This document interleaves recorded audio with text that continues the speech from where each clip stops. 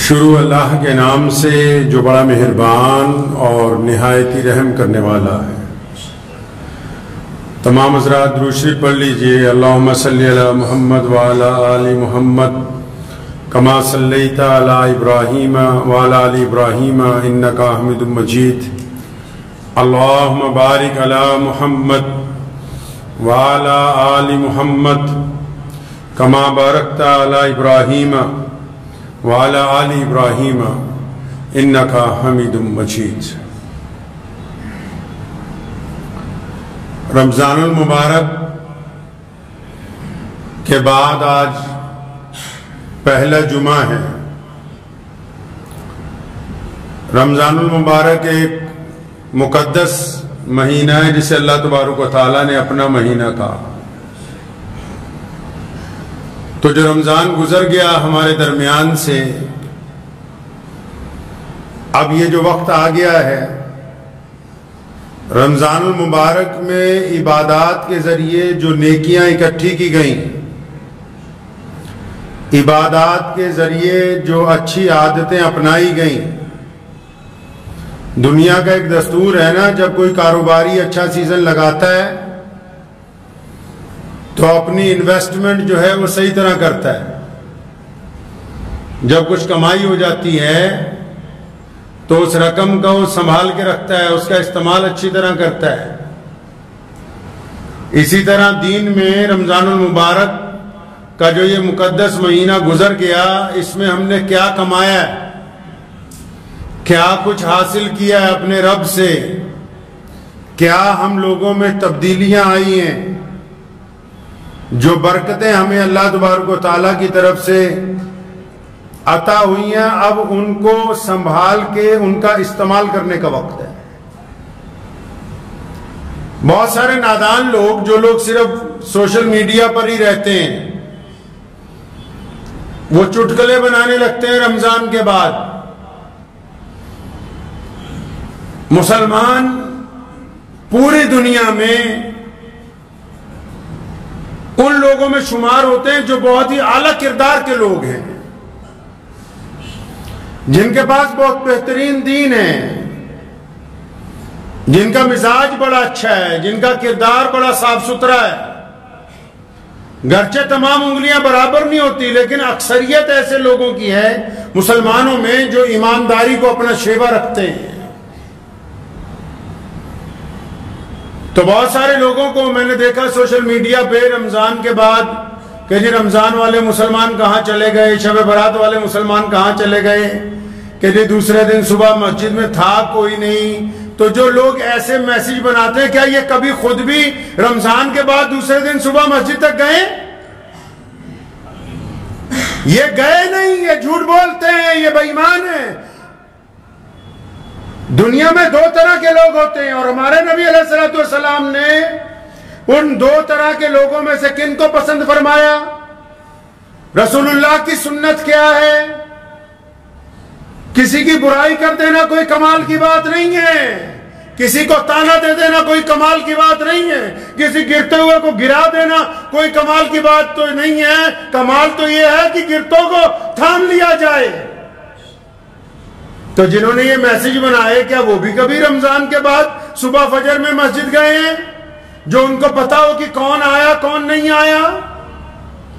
کیا انہوں نے بھی کبھی پابندی کی ہے؟ نہیں، یہ تو وہ 3 دن 6 دن کی تراویح والے ہیں جنہوں نے رمضان میں بھی نماز نہیں پڑھی۔ اگر انہوں نے رمضان کو پایا ہوتا تو یہ اگر رمضان کے بعد نماز میں آتے تو ان کو پتہ لگتا کہ ان مسجدوں کو اب نئے نمازیوں کی کھیپ مل گئی ہے۔ ان کو پتہ لگتا کہ عید کے بعد یہ جو لوگ گھومنے نکلے گھروں سے، یہ سڑکوں کے کنارے پر روک کے نمازیں پڑھ رہے ہیں۔ ان کو پتہ لگتا کہ جہاں ٹھہرے، جن ہوٹلوں میں، جن ڈھابوں پہ کھانا کھایا، وہاں مصلے بچھا کے نمازیں ادا کی جا رہی ہیں۔ ان کو پتہ لگتا کہ وہ بیوی بچوں کے ساتھ بھی اب اسلام پر کاربند ہے، کیونکہ ان کی سوچ گندی ہے، ان کو صرف گند نظر آتا ہے مکھی کی طرح۔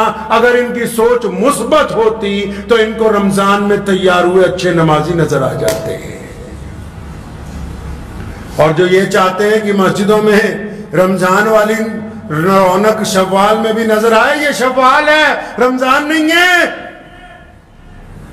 رمضان کی عظمت کو کوئی دوسرا مہینہ پا نہیں سکتا.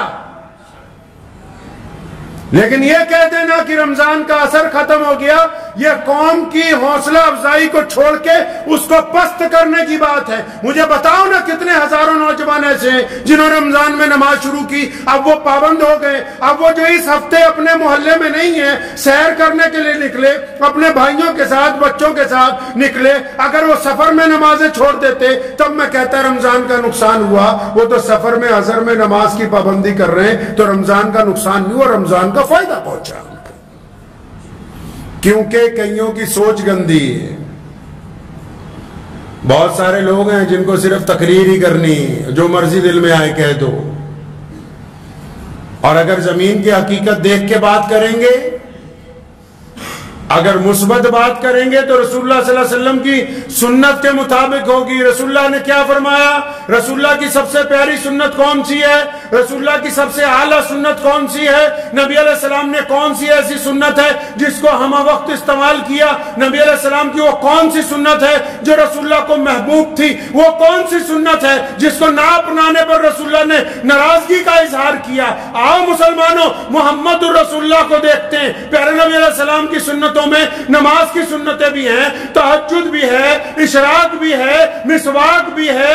رسول اللہ کی سنت میں دسترخوان بھی ہے، رسول اللہ کی سنت میں داڑھی بھی ہے، رسول اللہ کی سنت میں سفید کپڑے پہننا بھی ہے، رسول اللہ کی سنت میں سلام کرنا بھی ہے. لیکن ان تمام سنتوں سے اعلیٰ جو سنت ہے وہ یہ ہے جو آج مسلمانوں کو پتہ ہی نہیں، اور خاص کر ان نٹھلوں کو نہیں پتا جو سوشل میڈیا پہ بیٹھے ہوئے ٹک ٹاک بنا رہے ہیں کہ وہ رسول اللہ کی سنت ہے کون سی. صحابہ آئے رسول اللہ کے پاس، یا رسول اللہ وہ فلاں بندہ ہے نا، ہمیں اس پہ شک ہے. یا رسول اللہ ہمیں اس پہ شک ہے کہ بندہ ٹھیک نہیں. نبی علیہ السلام کو 1 دفعہ کہا، 2 دفعہ کہا، 3 دفعہ کہا، تو نبی علیہ السلام نے ناراضگی کا اظہار فرمایا اس کا دل چیر کے دیکھا ہے، اس کی چھاتی پھاڑ کے دیکھا ہے.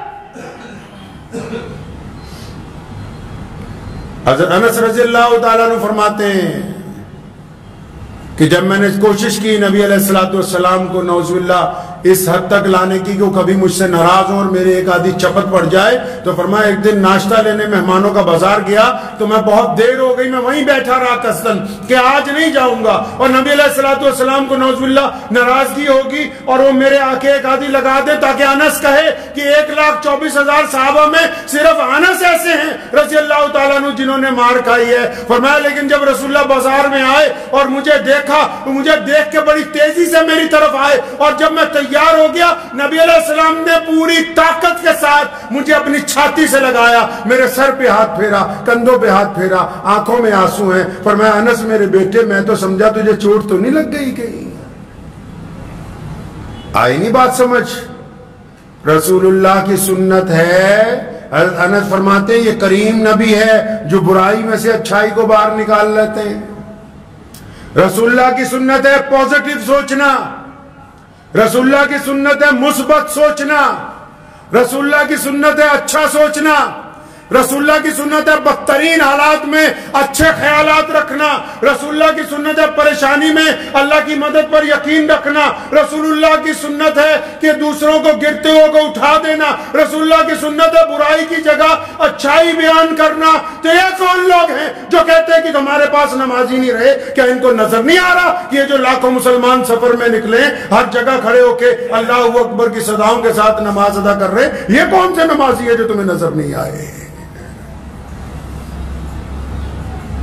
کیونکہ ذہن میں نیگیٹیوٹی ہے، دین ابھی اندر نہیں نہ اترا ہے، زبان پر ہی ہے، یہاں اوپر اندر نہیں اترا جن کے، تو وہ ایسی باتیں کرتے ہیں کہ دوسروں کی حوصلہ شکنی ہو جائے. اور اللہ نے جن کے دلوں میں اپنا کلام اتار دیا وہ بدترین حالات میں بھی ہمت کی، استقامت کی، حوصلہ افزائی کے لیے اللہ اور اس کے رسول صلی اللہ علیہ وسلم پر یقین کے ساتھ بات رکھتے ہیں، اپنی زندگی گزارتے ہیں، کیونکہ ان کو پتا ہے کہ نفع اور نقصان کا مالک اللہ ہے. تو رمضان میں کیا کھویا کیا پایا؟ یہ تو ہم نے خود دیکھنا ہے. اب مسجدوں میں اتنی بھیڑ اس لیے نہیں ہے میاں صاحب کیونکہ جب رمضان آتا ہے نا 5-5 کلومیٹر سے لوگ مسجد میں جماعت سے نماز پڑھنے کے لیے آتے ہیں. یہ رمضان ہے اور رمضان جب چلا جاتا ہے تو مصلی اپنی دکان پر, اپنی فیکٹری پر, اپنے سائیکل پر, اپنی گاڑی میں ساتھ لے کے چلتے ہیں تاکہ رمضان میں نماز کی عادت پڑ گئی ہے. دوسرے کی برائی کرنے سے پہلے اس کی روح, اس کی زمین کے گراس روٹ جس کو بولتے ہیں, اس کی زمینی سطح پر دیکھو, پہلے دیکھو, پرکھو, پھر اگر ضرورت محسوس ہو تو بولو. اپنی مرضی سے جو دل میں آیا اس کو اپنی زبان سے نہ نکالو. اگر آپ کی وجہ سے کسی کی ہمت ٹوٹے گی, کسی کی بے عزتی ہوگی تو کل قیامت کے دن اللہ تبارک و تعالیٰ کے حضور جواب دینا ہوگا. لائسنس نہیں دے دیا اللہ تعالیٰ نے کہ جس کی مرضی چاہو بے عزتی کرتے پھرو. کوئی ٹھیکہ نہیں مل گیا ہے جو لوگ مسجدوں میں نماز پڑھتے ہیں ان کو بھی کہ جو آئے اس کی بے عزتی کر دو. کوئی اللہ تعالیٰ نے اتھارٹی نہیں دی ہے ان کو. مسجد میں ممبر بنایا, اس پہ ایک امام کی ذمہ داری لگائی تاکہ وہ جمعے کو بیٹھ کے ان سے بات کرے اللہ اور اس کے رسول کے حکم کے مطابق.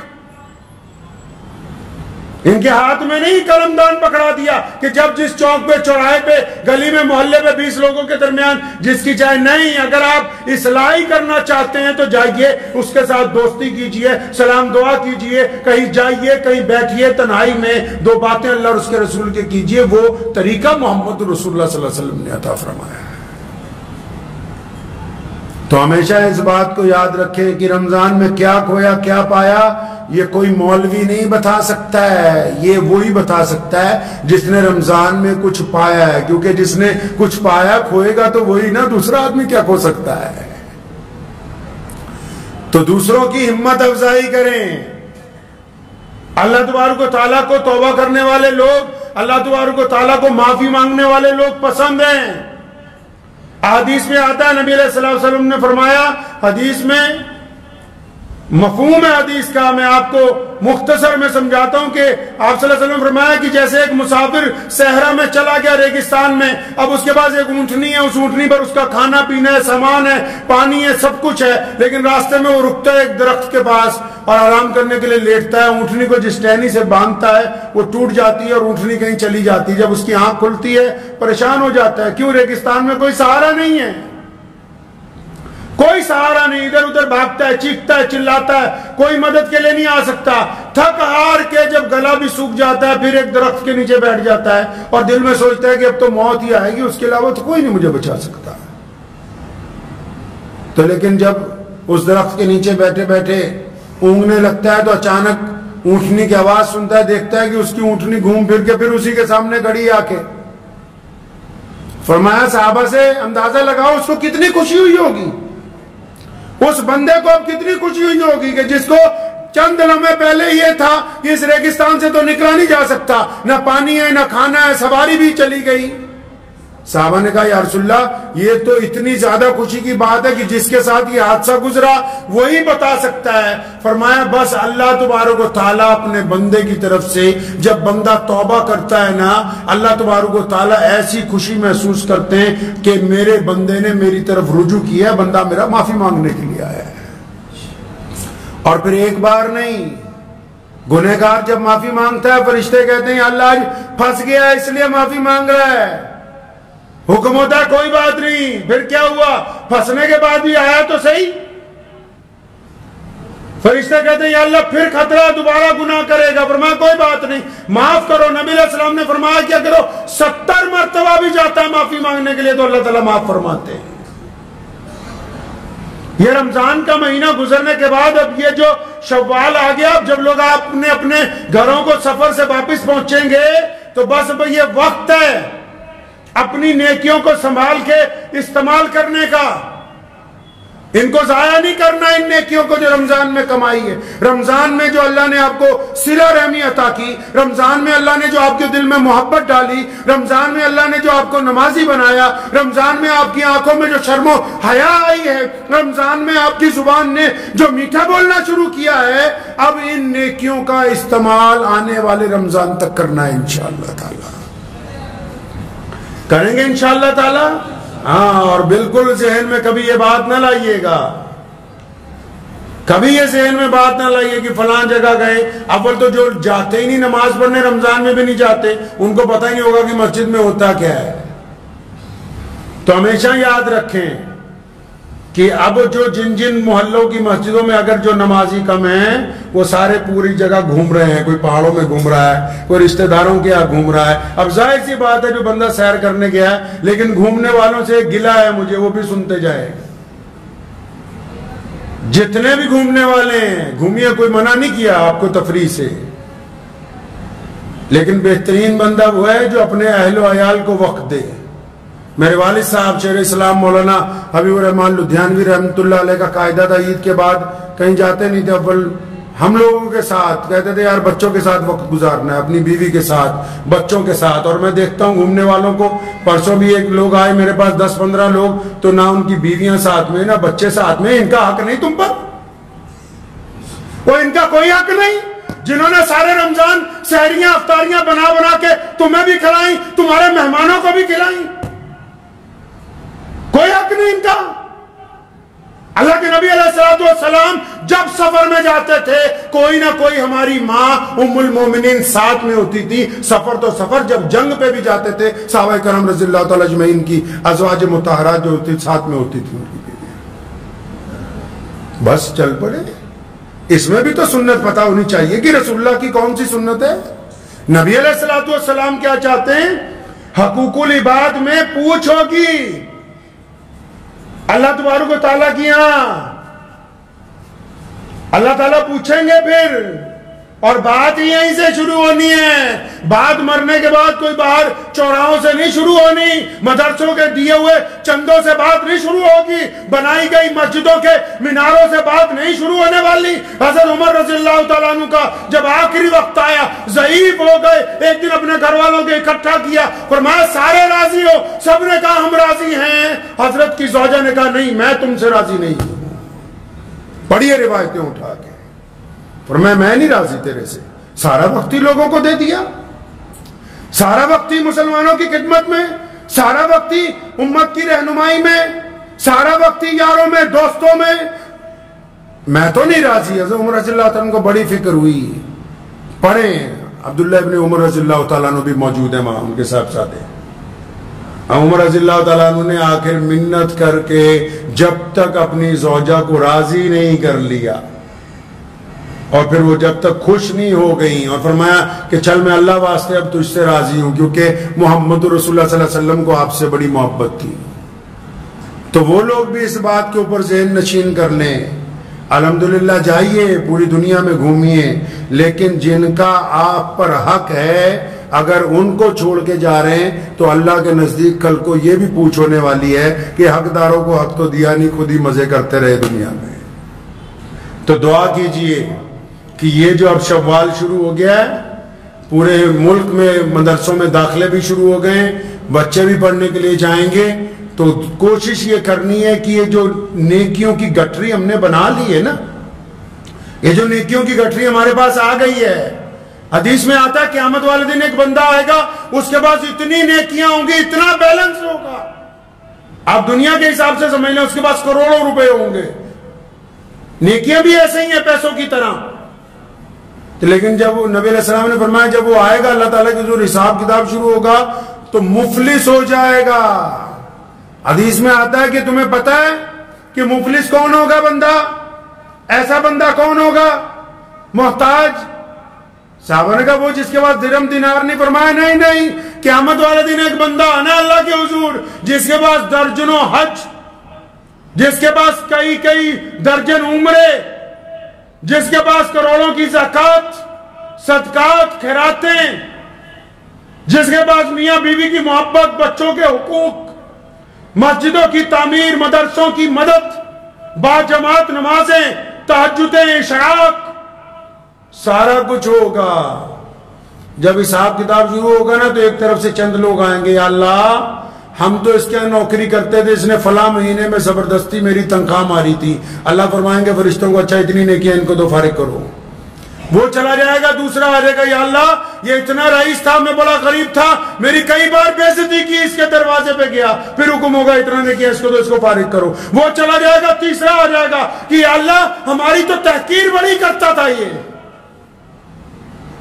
اور اس کو بھی نیکیاں دے دو، فلاں چلے جاؤ۔ ایک ایک کر کے کوئی پڑوسی آ جائے گا کہ اللہ میری ایک بالش زمین دبا لی تھی، اس کو بھی نیکیاں۔ فرمایا اتنی نیکیاں جو ہوں گی، بینک بیلنس جتنا سارا ادھر بڑھ جائے گا، سارے حج عمرے زکوٰۃ صدقے خیرات سب بڑھ جائیں گے۔ اب وہ بٹھنے کے بعد دعوے دار پھر کھڑے ہوں گے کہ اللہ نہیں ہمارے ساتھ فلاں کے ساتھ ظلم کیا۔ اب فرشتے پوچھیں گے اللہ کرنا کیا ہے؟ فرمایا کرنا کیا ہے، ان کے گناہ اس کے سر پہ لاتے رہو، ان کو فارغ کرو جنت کے لیے۔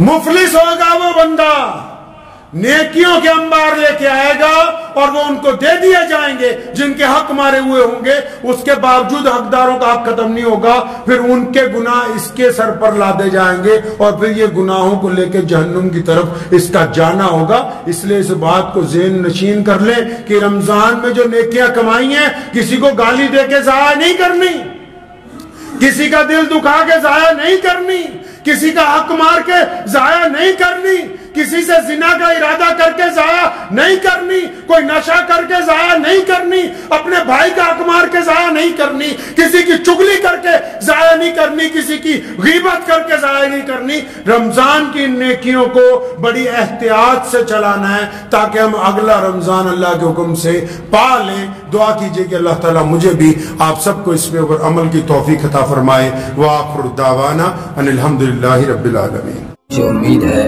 کہ آپ کو یہ ویڈیو پسند آئی ہوگی، اگر پسند آئی ہو تو یہ آپ اپنے دوستوں کے ساتھ شیئر کریں اور اس چینل کو سبسکرائب ضرور کریں۔